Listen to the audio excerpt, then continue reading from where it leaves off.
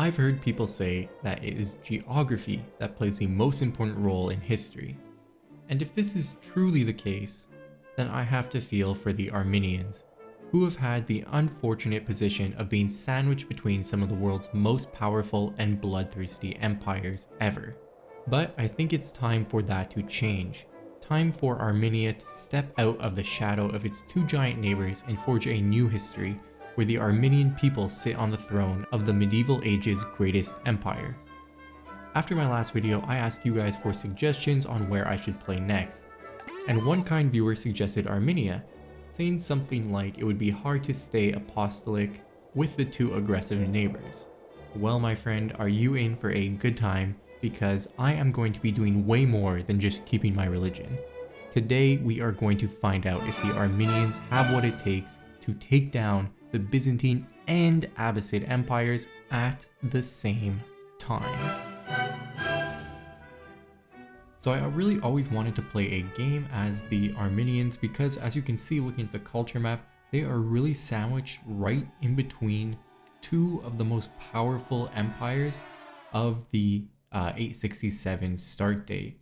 So if I want to play as Armenia, we are actually going to have to play as a vassal of the Abbasid Empire to start, because if we click on them, you can see there is this kingdom that already exists called the Armenian Principalities. We're going to hop in the game here and see if we will be able to take over both of these famous empires as the Armenians.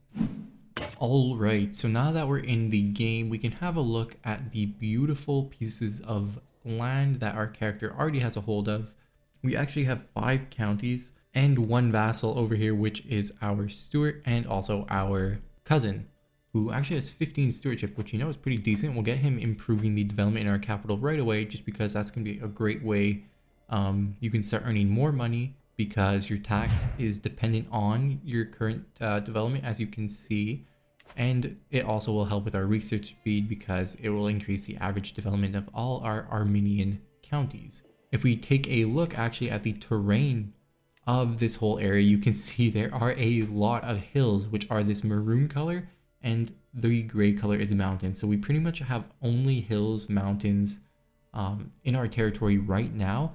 And that is great for us because if we look at the Armenian culture, we have this very nice hill dwellers cultural tradition, which increases the development in hills terrain as well as reduces the cost in hills terrain. And the other thing it does is it makes the hill farms buildings have additional bonuses. So let's say if we go into our capital, we want to make a building, we could already almost afford a hill farms because we're getting this 15% discount off the start of the game. And as you can see, we get some extra bonuses here. I'm pretty sure the normal bonus for hill farms is this tax, but we're now going to be getting this extra knight effectiveness, counter efficiency, and defender advantage, which should pair pretty nicely with what we want to go for here. Looking at the lifestyle, our character has went down because they are pretty old. They have filled out the entire family hierarchy tree, which gets you some very interesting things. One is this friendly council perk, which actually gets you 2 random skill points for each friend you have. So let's go look at our relationships. We have 1 friend right now, which should be showing up somewhere. Oh, here it is. You can see friendly council is taking effect, adding 2 to our learning ability, but every other friend we have is going to get us more skill points. So I'm just going to go right away around and do a bunch of these befriend schemes to any character which has like 100% because they're really quick to go through, and it's going to get us more skill points, making our character just better overall.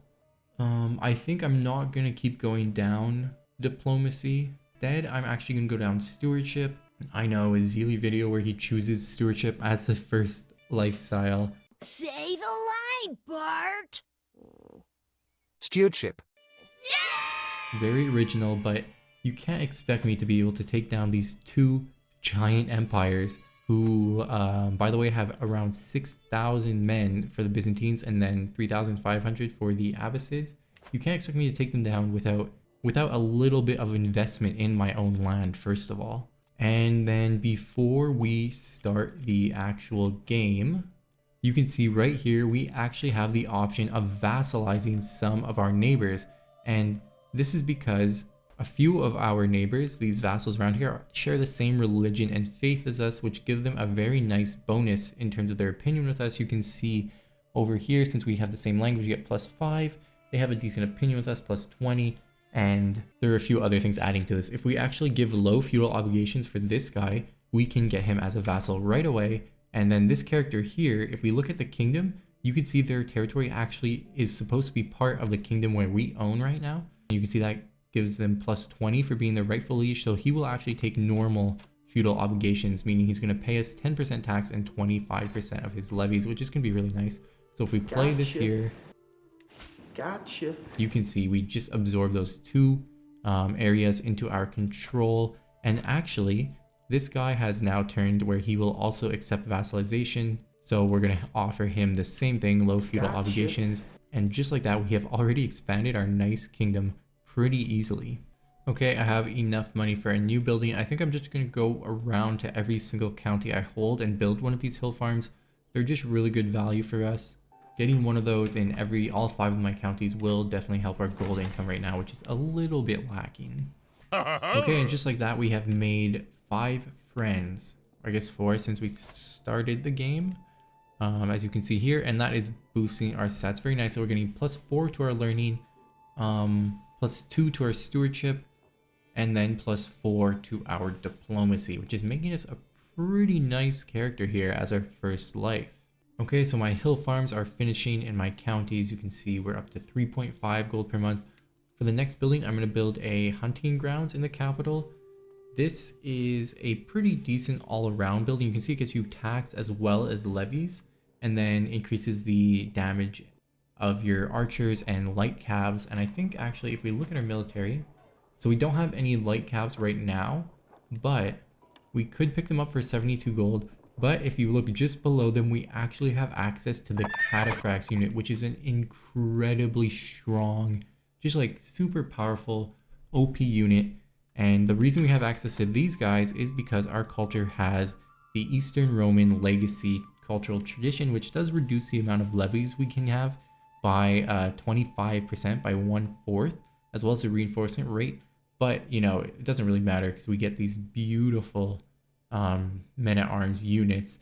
I think the only other cultures that have access to armored horsemen this early in the game, because normally you'd have to actually go to early medieval and pick up arch saddle to get access to an armored horseman type unit, and they don't even have as much damage as these guys do. So the only other culture that actually has access to these units are the Greeks, who also have Byzantine Eastern Roman legacy. And then I think the Georgians actually have access to their own special horseman unit, which kind of looks a little bit cooler than ours, I'm not gonna lie. Yeah, they have this unit right here, which has a little bit less damage than us, but it actually gets damage bonuses in hills and mountains. Like, I can't even imagine if you're defending a mountain tile with a bunch of these units, how much damage you would put out. It would be absolutely mental. Ooh, so this caught my eye. It looks like somebody has created a independence faction against our liege. Oh crap, how did he get so strong? His levies just went out of control. He was at like 3,000 just at the beginning of the game, and now he's all the way at 9k. I guess I will still join this independence faction just to see if we can get enough people who want to do this, and then maybe we could stand a chance and break off. Because my plan to take over both of these empires is first to break away from the Abbasids, you know, kind of make our own way over here as the true Armenian kingdom, build up our strength, and then when we are strong enough, I can start invading both of these empires in order to get their titles. So this is kind of interesting. I was looking for some husbands for our daughter, and we have the option of allying the Byzantines themselves, which could be interesting. You know, we could like kind of pretend like we're their friends, use them to fight the Abbasids so we can get independence, and then later we can stab them in the back and take over their empire. I kind of like that idea, so I think I will send them a proposal and become allies with the Byzantines. Okay, so I think I've hit enough money in order to buy a cataphract, so I'm going to go ahead and do this. You can see these guys get damage boosts in plains and drylands. We don't really have too much of that terrain type in our territory. We do lose 10 damage in hills, but that still leaves us with 110, which is pretty crazy. The only thing is we don't really want to fight with these guys in mountains. Although that being said, 70 damage, still not awful. Cataphracts are definitely the way to go for us. It might honestly be a good idea to go down intrigue just for a little bit in order to try and get some murders off on the the king of the Abbasid Empire. I'll choose this first one because it actually helps with your agent acceptance. If we do that, we put our spy master. Oh wow, look at this. We have a 25 rank spy master. If we put them on support schemes and then try to run a murder scheme on the Emperor of the Abbasid Empire, we now have a 21% where it was just 5 before. Oh baby, I didn't even know we could do this, but we have our own Pope for the Apostolic Church, which is our religion. I didn't really talk about our religion yet, but we do have anaconism, which if you watch my last video, you know I love because it makes your temples super cheap. The only problem is it doesn't have lay clergy to go with that, so we can't hold our temples personally, so I can't see myself using this too much. I think the fact that we have a spiritual head of faith lets us ask the Pope for money, so we're gonna get 168 gold here from our Pope character. And since we do have a lot of piety, we should be able to do that pretty often in this game. All right, so here we go. We're gonna kill the Emperor. Gotcha, bitch. We have a new liege now. Oh, looks like they discovered I was the murderer, which is a little bit disappointing. Oh, his military strength has dropped a decent amount. You know what?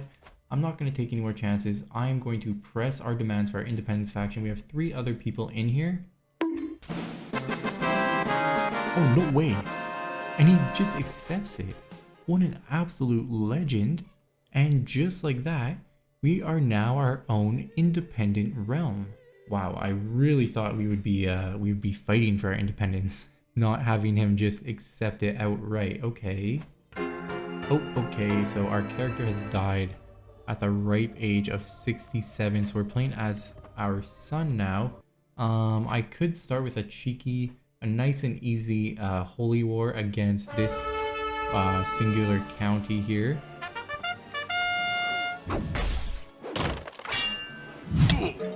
Let's go. There you go, and at least now we're holding 6 of 6 in terms of our domains. I think we are strong enough to do a holy war on these guys here. They do have the ally of this bottom duchy, but both of them you can see only have like 2,000 strength. And once we capture their capital over here, I think we'll hit 100% in this war. There you go, and we even got an artifact from it. How do you like that? Looking at this land, I think I'm not going to keep it actually. There's not really any hills, and like our whole culture is geared towards having territory that is hill terrain. So I think I'll just grant it away to somebody. I'll make sure they have some nice traits so that they won't rise up against us. Like this guy actually has content, which is probably perfect. We'll give him the whole duchy. Okay, so we just finished researching mustering grounds, and that's good because we get another men-at-arms regiment, and I think we need to pick up pikemen next. I was kind of mulling it over between pikemen and armored footmen, and I think right now we're not really ready to declare any big wars against these 2 empires. They're both really strong still, so instead I'd rather be stronger on the defense, and pikemen are amazing in hills. As you can see, you get +8 toughness, as well as getting +12 toughness in mountains, so we'll create some regiments of them. I thought we'd just check in here and see how we are doing in terms of military strength. Our nice Kingdom of Armenia has 4.6 thousand right now. And if we look at the Byzantines, they only have 7.3, so we're almost strong enough to be able to take them on. But the Abbasids have grown quite a bit, and they actually have over 11,000.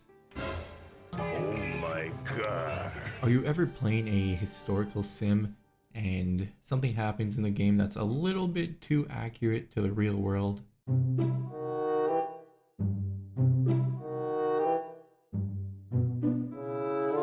We have just got the Azerbaijani conquest of a piece of our Armenian kingdom.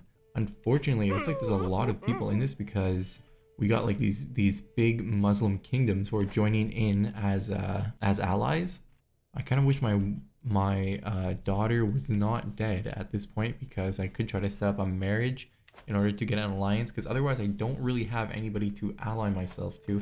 And they do have 2,500 more men than us. The only thing is we do have some very nice defensive terrain in our lands. Like it's all hills, and we do have these hill farms in almost all our counties. So we might still be able to take a larger army. So we're gonna catch them here, which is going to be pretty useful for us. Oh. Alrighty then, so in the middle of that war we died, and I'm honestly okay with this because I have a lot of plans for this player. First of all, I'm going to want to get a lot of piety because I want to reform our religion this life. We put him down a learning lifestyle so he would be able to pick up these nice learning perks faster. I finished capturing their capital, and then I was kind of like not paying attention, and they ran in and actually attacked me over here on these mountain tiles.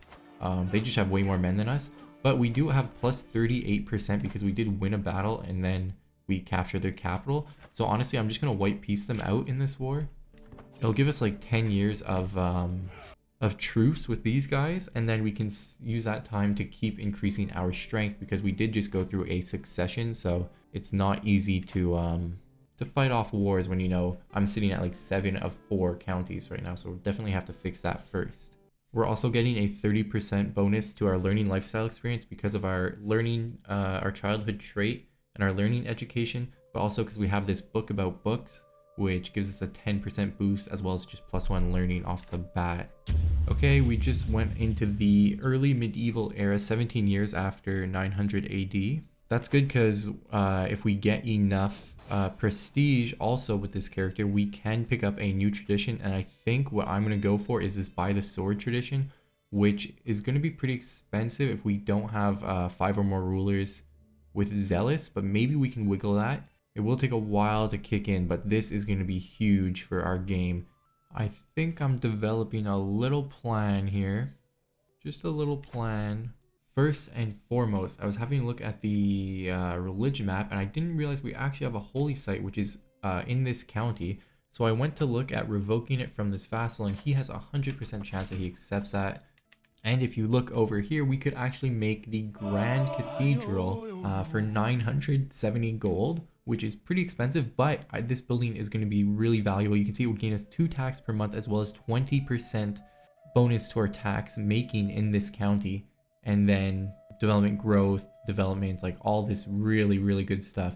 But already, if you look at our land, we could create some very, very cheap temples, which is like a 90% discount. I know our culture has this very interesting tenant, fervent temple builders, which is actually something that makes building temples more worth it for you. So yeah, look at this. Zealous is making our temples minus 25% to build.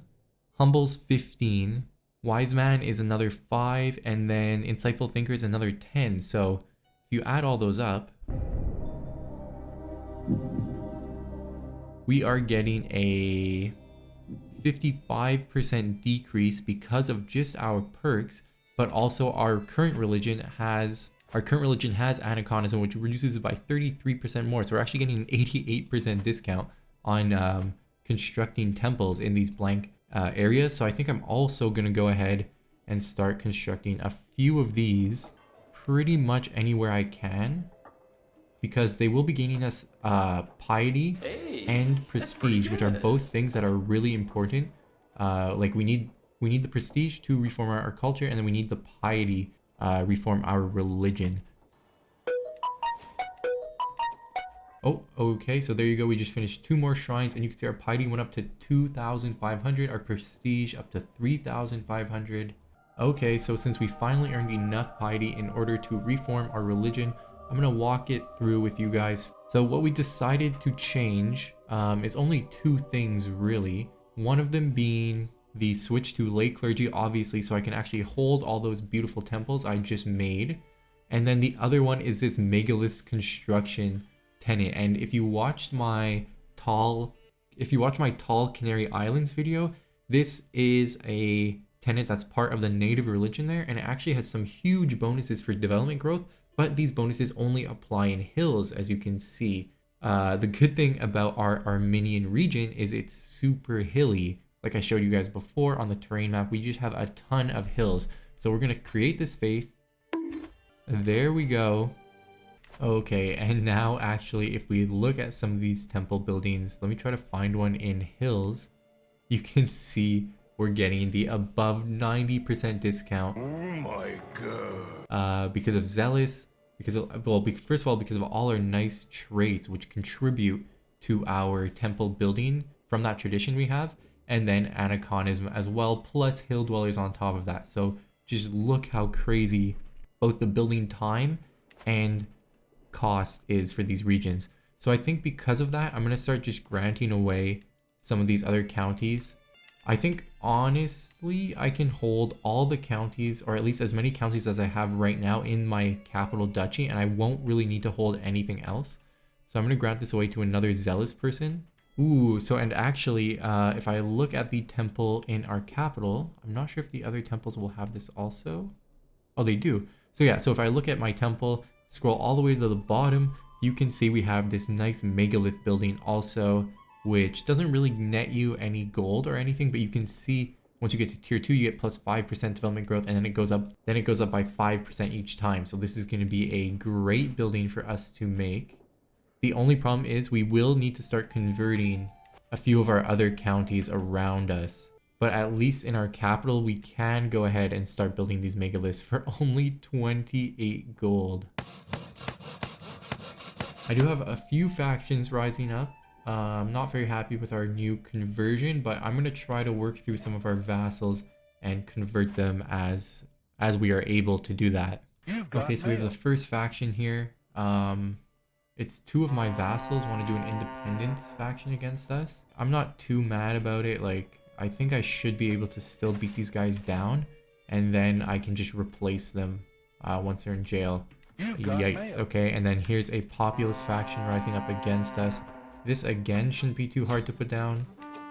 And we actually put it down in the first battle. You do love to see that. Oh, so actually it looks like one of my dukes passed away, and now they had to leave the war, so we're only fighting against 1 vassal now. There you go, 100%. Enforcer demand, so at least we have 1 vassal in jail. And what we can do with her is revoke this whole thing away from her, and now grant it away to a new character who has our religion. Okay, now we have a holy war declared on us. 5,000 men from this Abbasid vassal. Okay, I caught most of their army over here on this tile, and we're getting some nice bonuses. Okay, there you go, 100%. It was actually pretty easy, and they're going to pay us 200 and something gold. We will take that, because I'm still trying to get up to 1,000 gold so I can finish, so I can actually start making this temple. Oh, and we actually have a ton of prisoners we can try to ransom off here, which should get us all the money we need. There you go, 977 to start constructing the Grand Cathedral, and it'll be done in just 2 years because we got those nice, because we moved our steward over here. Okay, we just finished the Grand Cathedral in the site where we have the holy site. Look how nice that is. A little bit smushed, but you know, at least we can go for a swing. Oh boy. Looks like we just got war declared on us from 17,000 men. And it is the Persians who have declared on us for this whole area here that we control. Okay, so I just set up a bunch of alliances. Let's try to call them into the war. Okay, so I ran over here and I was able to try to get on this mountain tile before they're gonna come attack me. So if our Bulgarian allies come in, I think we'll probably win this fight, even if they send a lot of army in here, because we'll get defending in mountains plus the defensive building we have here, which is the small hill forts. So here we go. Look at that huge modifier. Oh, look at that. We're actually pushing them back even without our allies. That is crazy. The fact that we're getting a 78 increase in our damage, probably helping a lot. But this is going to be a perfect battle for us soon. We should really weaken them here. And yeah, look at the damage. Holy crap. We're going to catch this guy over here on plains who's trying to get onto a boat to leave. And then the rest of his friends should come in one at a time. Oh my god, leading to stack wipe after stack wipe. So now we can start taking back our land. Look at their soldiers. We brought them from 16,000 down to 6,000. We should easily be able to reverse this war now. There you go. We just hit 100%. And actually, I was having a look at what we're going to get for winning this war. And look at this. We're going to get 1,200 gold because of the size that these guys were when they declared war on me. Okay, so I ended up just pushing through a bunch of conversions for these guys. So they have hooks on me now. As you can see, they all have weak hooks. Well, not all of them, but like the 3 I did convert. I also granted away this one county that was part of our land. We didn't have any temples built here, and it was only a castle, so I didn't mind getting rid of it.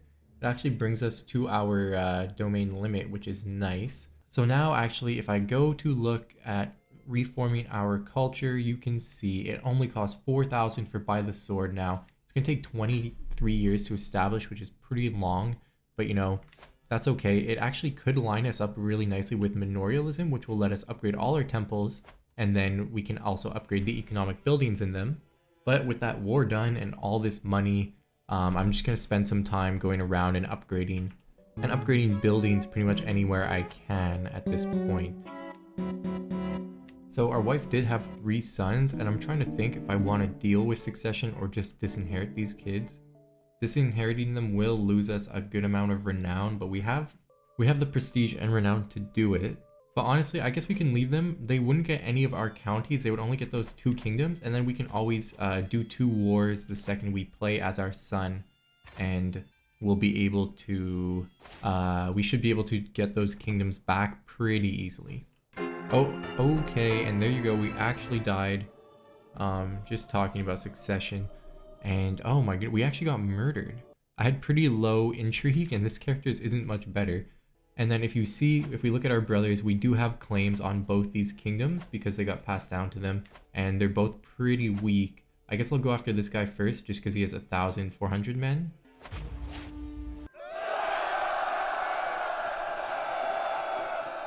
Capture his capital, run down here, slap our brother up a little bit, and we should have this war won in no time. So there you go, we got back those vassals, and then I'm going to do the same thing for our other brother. Okay, and there you go, we just captured the capital of our brother's kingdom, so we can enforce our demands here as well. And we have already retook all 3 of our kingdoms. Oh man, and look at this, we can start asking our own new pope for gold again, and he's going to give us 500 gold here. That is very, very nice. Oh my goodness, how could I forget this? When you do have the megalith tenet in your religion, you get a special duchy building that actually gives you plus 1.1 tax per month, which is honestly huge. I think I'm going to build this right away. It also gives you learning, lifestyle experience, piety, development growth as a percentage. It's just a great building all around. Okay, so you can see down here the Abbasid Empire has turned into this new empire. They are having a bit of trouble right now. They have this faction that's rising up against them, as well as being in a independence war against these guys. So I think we should probably take this chance here to do a holy war against them for this county. Or honestly, I might try to take this county from them. You know, like split up their own land from their borders. Oh man, so I'm hopping in a battle here, and they had a decent amount more men than us when it started, but look at this, we're getting plus 61 from mainly this commander here. Our marshal has 31 martial ability, giving him like a crazy commander advantage. And since we're fighting in hills, you know, we get this bonus here from the megaliths. So even though we had a lot less men going into this battle, let's take a look. Oh, great heavens! We had 1,200 less men going into this battle. We came out definitely on top there. There you go, easy as you like. We have taken this duchy from them, and we've taken our first piece from the Abbasid Empire. How do you like that? There you go, so we got manorialism. That means we can now go to all these temples that we own and actually upgrade them to tier 2, and you can see we're getting a pretty decent discount. Not as good as our last character again, but still very nice. And it only takes 6 months to do this, so I'm going to go ahead and try to do it in all of our temples where we can do that. Okay, and I was actually just looking at the Byzantines, and look at this. They appear to be not doing very well because they only have about 7,000 men, while if we compare that to ourselves, we have almost 9,000 from all the upgrades to our temples. So I'm kind of thinking it might be a decent time to declare war on them for this duchy over here and start taking some pieces away from them as well. Nani? Oh baby. They charge in here with more men than us, but we're gonna win it anyway. And then I bring some extra people in just because. And look at that, we killed 3 times as many men as we lost. And now we can split our army into a fighting force and a sieging force. And just start taking land from the Byzantines, and we shouldn't have any problem now that we killed like 3,000 of their men. Oh, okay, so I am like right about to finish the war with the Byzantines, but it looks like we got war declared on us from the Persian kingdom I was talking about. Now it says they only have 3,000 men, but I think they'll have something closer to 6. So we'll have to get out of this war pretty quickly here so we can go fight those guys off. Okay, and we defended that war actually pretty easily, and we're gonna get 150 gold from them. And look at this, we are expanding. We're starting to expand our little Armenian kingdom here, taking pieces from both the big empires who are our enemies. Gotcha. Okay guys, this is big news. We have embraced the by the sword tradition. What that does, the whole reason I wanted to pick this up is because if we right click on anybody who we can do holy wars for, you can see we can run holy wars for entire kingdoms now. So this is going to be great ways that we can get giant territories in one war at a time. This makes it, although it says you may only attempt 1 holy war against a kingdom tile per lifetime, that's not actually true. The whole point about by the sword is you can do as many kingdom level holy wars as you want. So that was a fucking lie. So I think we have a truce with the Byzantines for another 3 years.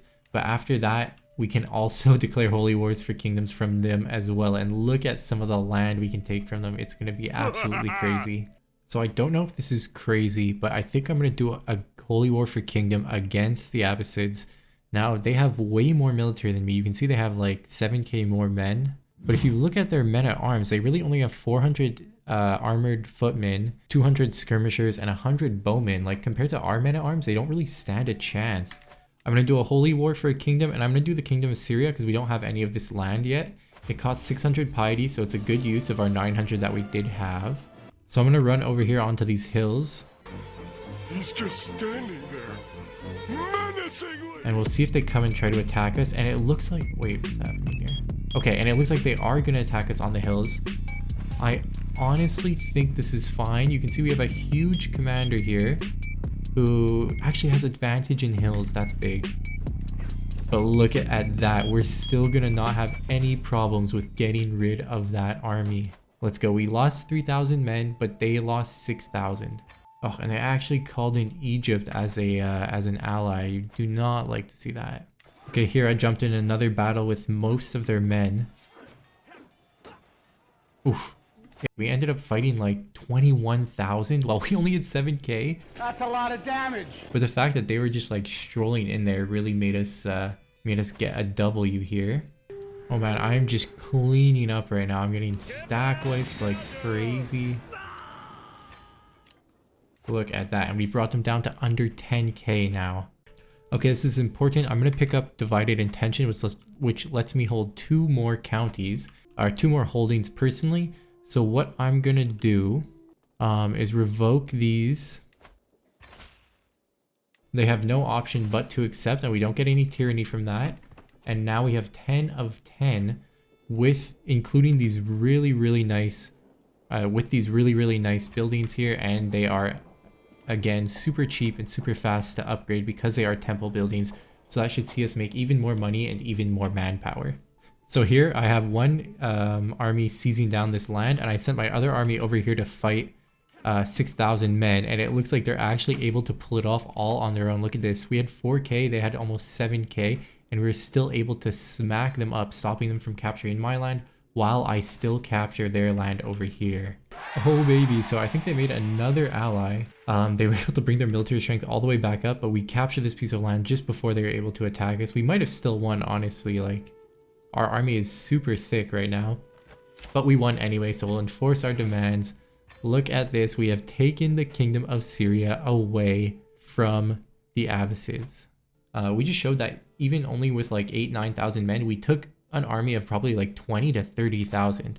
So I think we should have no problem fighting the Byzantines and the Abbasids from here on out. So once you have tier 2 temples, you can actually go all the way up to tier 8 megaliths, and And the best thing about that is you can see where you get a plus 35% just from one megalith building and 0.07 development growth, which actually is pretty decent considering the bonuses when you multiply everything to that. Pretty much if we get those in all our temples, especially in the capital where we could have 3 of those, we'll just be gaining insane amounts of development growth. Alright, you can see our military is doing pretty well, even though we're getting minus 20% for having 19 stewardship instead of 20. Kind of irritating that we can't get that, but you know, what are you going to do? But we are strong enough to do a holy war against the Byzantines, and I think I'm just going to go for Anatolia, because we are touching it over here, which is what you need to be able to do a holy war for a region. And it is a lot of land that we could get in one holy war. So let's launch this. If we can finish that quickly, we might just have enough time in 2 years to do another holy war on the Abbasids.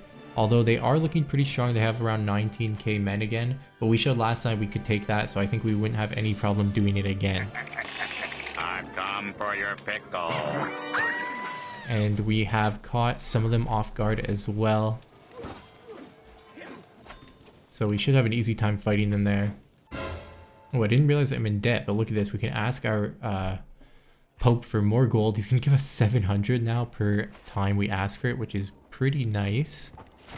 Cheers, Mum, for the money. For some reason, they're trying to take my drylands tile over here, so I'm going to hop in with my fighting army, quickly destroy them, and then I'm already capturing their land with my other army. So we've pretty much decimated their army. They only have 2,700 men who are left, and they keep trying to invade this mountain tile, but every time I just run back in there and scare them away. There you go, 100%. We now have this whole kingdom to ourselves. Again, I'll just go through and redistribute the land pretty quickly.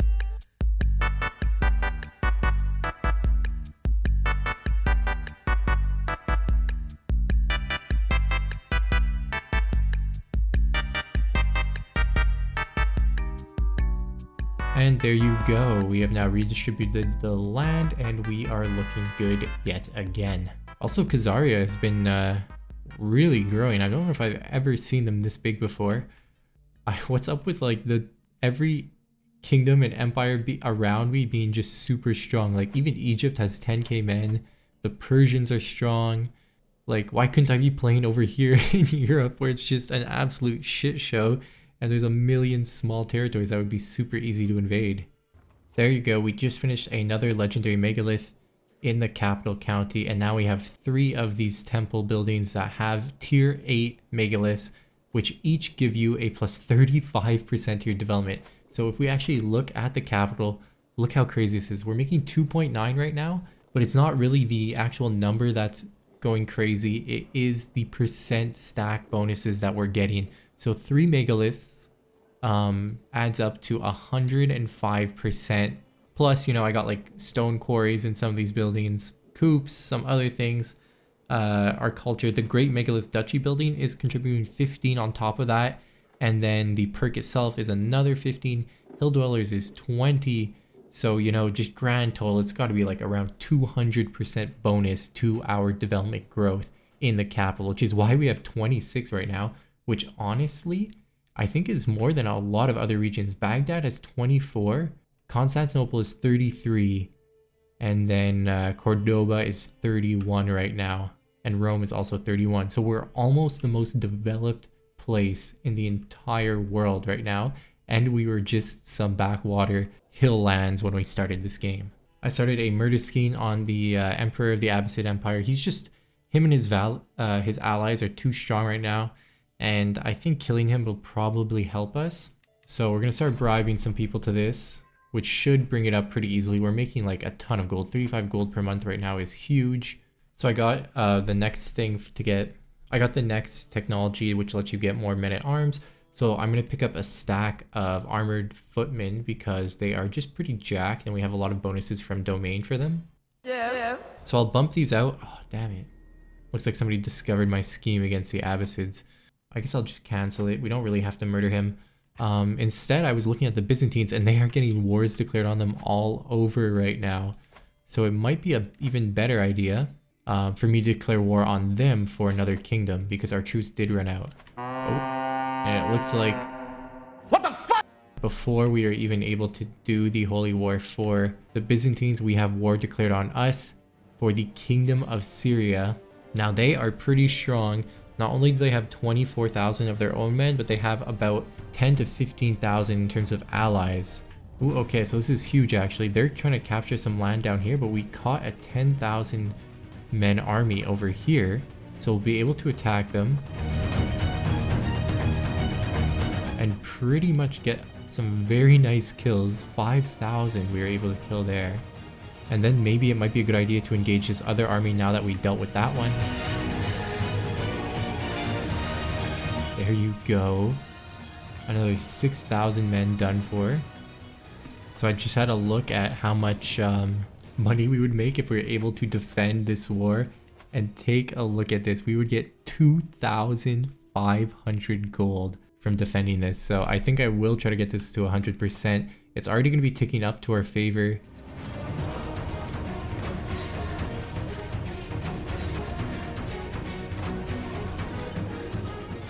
There you go. Up to 95 now, which is very good. It is important to keep your army kind of spread out like this when you get to have these like huge stacks of like 11, 12k men. Just because you don't want to be losing supplies on them for all stacking them. And having one army with your levies and your onagers is perfect because you can just leave the other ones around and then kind of morph to attack anybody who comes at you. Just from doing that, we were able to take down an army of 30,000 men, honestly pretty quickly, and we gained almost 3,000 gold from winning that war. It looks like the Byzantines are actually about to lose a war for this piece of land. My vassals are winning it from them, which I do enjoy. So I'll wait for our vassals to finish that war and then... Gotcha. There you go. Now that that's finished, I can declare war on them myself. I think I was going to go for this whole giant kingdom over here next. And honestly, I'm just going to raise a local army to do this. I don't think we need that many men because they're really weak. And this army is just going to be super beefed up with all of our special men-at-arms units. Okay, and I just stack wiped, I'm pretty sure, the entire remaining Byzantine force. So yeah, they only have 800 men now. So I'm just going to take a couple more pieces of land and we should have this thing pretty much done and dusted. Okay, there you go. Another battle. We have one. Enforcing our demands gets us this huge kingdom from the Byzantines, so I'm going to go through, grant all that land away, and then see where we sit in terms of our gold and our total military. Okay, so my character just got infirm, so we're probably going to die soon. What I am going to do next is, you can see the Abbasids are at like 15,000 men, which is pretty easy, I'm not gonna lie, compared to the 30 they were at before. So I think it's about time we declare war on them for a holy kingdom. I'll save that for later. I'm gonna declare war for this kingdom here. There you go. Oh, these territories actually split off, which is good to know because I can take them individually later. Ooh, or I could do it right now. Okay, so I'll try to win both of these little county wars first, and then I'll move in and start fighting those Abbasids down there. Ooh, okay, so we died. That's pretty bad. I won't lie to you. I need to go stewardship here just to get our holding up to something not too awful. Okay, so I finished these two little county wars that I was doing. So now I feel pretty safe in running our armies down south here and fighting off these Abbasids who have 20,000 men now.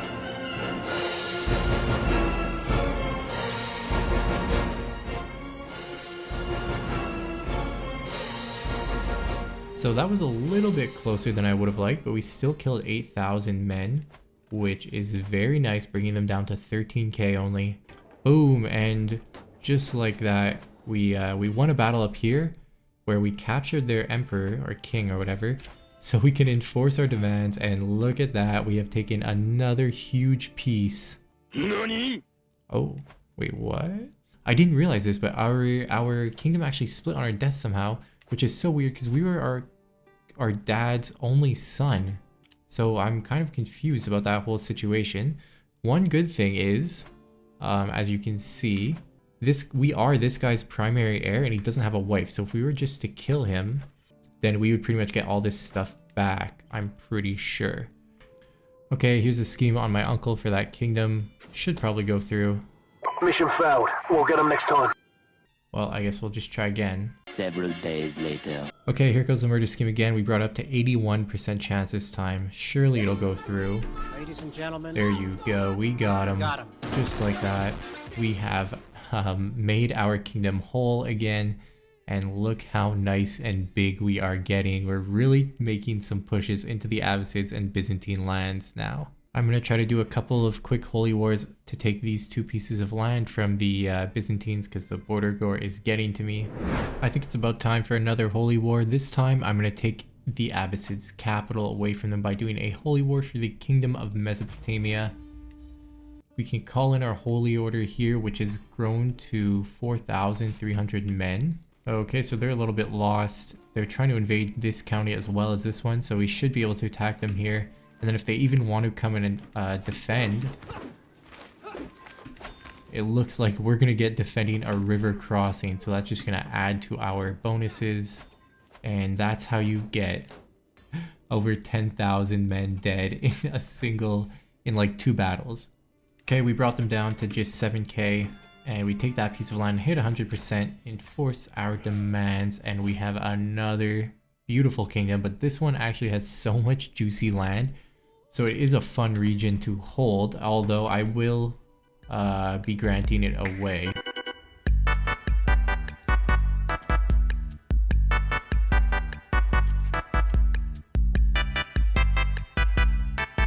I don't know what happened, but I somehow lost our holy site here to this random character.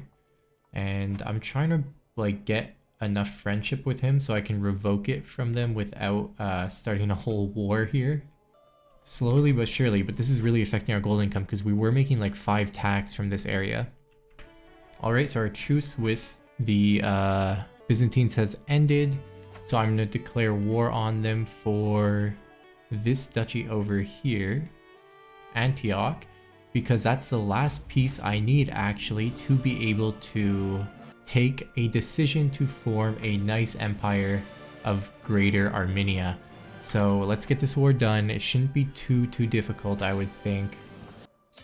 There you go, 100%. Enforce our demands here. Disband our army. And now look at our beautiful land. We have a decision available to revive Greater Armenia. We had to hold this whole region in white here. We went a little bit overboard, I would say. There you go. We are the mighty emperor. Yes, look at that. We get the nickname the Great. Oh, look at the nice color it's given it too. Oh, okay, and this is actually perfect. We can revoke this title from this character here. It'll make people a little bit angry with us, but that's okay because now we have this really nice tile back. I'm gonna revoke the temple here as well. So we're gonna get a penalty from holding too many counties, but we aren't too far away from getting divine attention, which will get rid of that. And this place is just where we make so much gold that we'll definitely take that. So there you have it, guys. I think this is the perfect place to end the video. We have taken huge chunks out of what was the Abbasid Empire and the Byzantine Empire. You can barely even tell what they are anymore because of how massive we have gotten. We have done this by just having amazing hill territories where we buffed our hill lands so much. Like, we have the cheapest temples you could possibly have. You can see we're getting crazy discounts for our temples. We can easily upgrade everything super quick, super cheap, and we absolutely have mental development as well from all of these legendary megaliths we have scattered across our hill lands.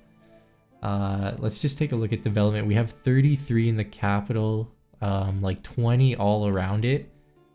We actually have more than, oh no, we're 1 less than Constantinople, tied with Rome, 1 less than Cordoba, so we're pretty much tied with the most developed territory in the whole map.